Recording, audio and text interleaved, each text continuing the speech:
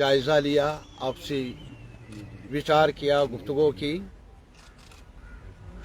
हमारी नज़र में जब से हमारे कॉन्स्टिट्यूशनल राइट्स पर उन्हें हमसे छीना गया करने का, वो हमारे आवाम के सामने हमारी फ्रीडम ऑफ एसोसिएशन बल्कि freedom to survive to live, उस पर भी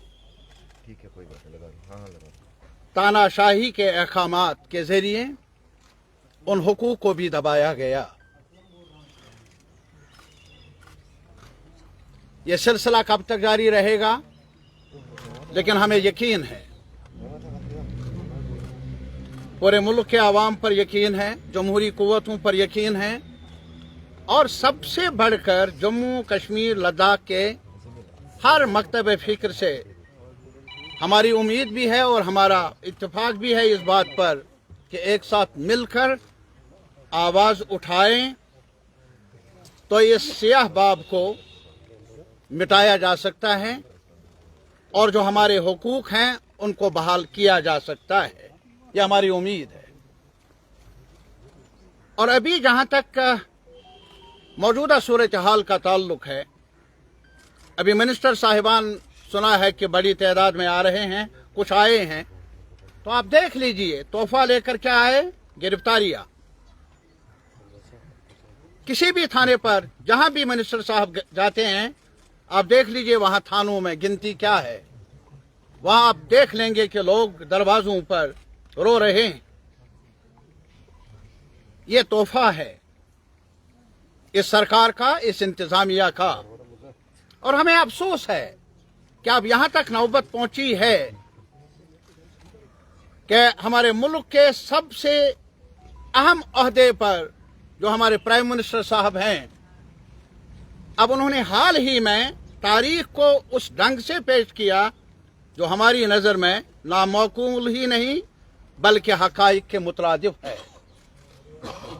जो एक हिस्टोरिकल जो प्रोसेस है, आज़ादी के बाद पूरे मुल्क में जब बरतानवी हुक्मरानी खत्म हो गई और एक नया प्रोसेस शुरू हुआ इंटीग्रेशन का, एक साथ मिलकर चलने का, उस प्रोसेस को ही आज डिस्टार्ट किया जा रहा है।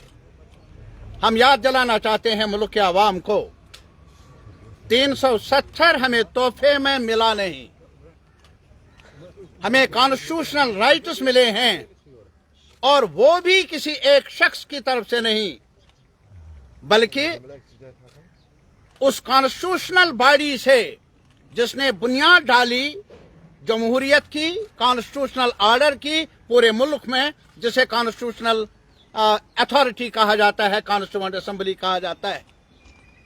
और उसी कॉन्स्टिट्यूएंट असेंबली ने उस वक्त सरदार पटेल साहब के घर पर जम्मू कश्मीर की लीडरशिप और मुल्क की लीडरशिप ने आपस में तय किया कि मखसूस सूरत हाल, यूनिक सूरत हाल में जो रिश्ता बन रहा है जम्मू कश्मीर के अवाम का, उन्हें जमानतें फराहम हूं, कॉन्स्टिट्यूशनल गारंटीज फराहम हूं।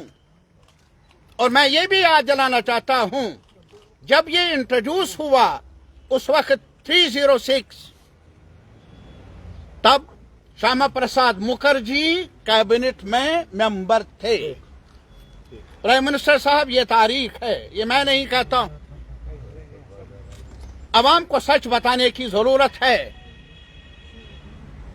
और आप आज 370 4 अगस्त 2019 को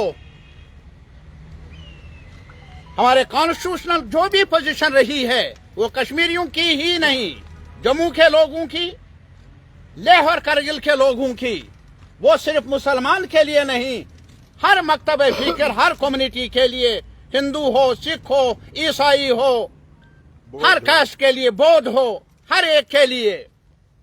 अरे साहब, छीना गया वो जो एक बॉन्ड ऑफ रिलेशनशिप है। ये एक की कुर्सी नहीं ली गई।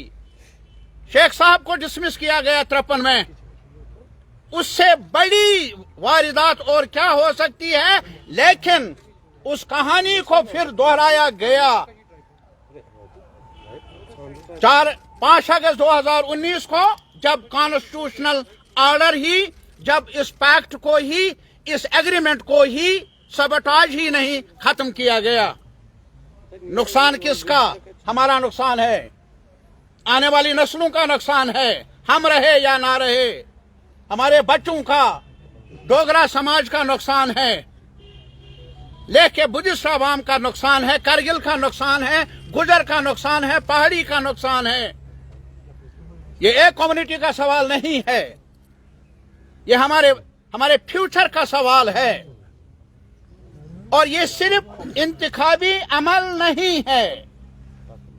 اور اسی وجہ سے ہم ریٹریٹ کرنا چاہتے ہیں پرائم منسٹر صاحب، ہم اور کچھ نہیں، کانسٹیٹیوئنٹ اسمبلی جس میں بڑے بڑے لیڈر تھے، رہنما تھے، پٹیل صاحب سے لے کر پنڈت جواہر لال نہرو سے لے کر شیاما پرساد مکھرجی تک، اور بھی کئی لیڈر وہاں تھے جنہوں نے ملک کو قانون دیا، آئین دیا، اور جموں کشمیر کے عوام کو بھی 370 کے آدھار پر ایک گارنٹی دے دی، آئینی گارنٹی دے دی، اور اسی گارنٹی کا نتیجہ ہے کانسٹیٹیوئنٹ اسمبلی بنی، ہمیں حق ملا جموں کشمیر میں بھی کانسٹیٹیوئنٹ اسمبلی چننے کا، اور اس کانسٹیٹیوئنٹ اسمبلی نے آئین دیا، فلیگ دیا۔ ارے صاحب، اور اسی کانسٹیٹیوئنٹ اسمبلی کے ذریعے جو آئین بنا، اس آئین نے الحاق کی توثیق کی۔ کیا مٹایا آپ نے اس ہسٹوریکل ڈاکومنٹ کو مٹایا جس نے رشتے کو حتمی بتایا تھا، جس نے رشتے پر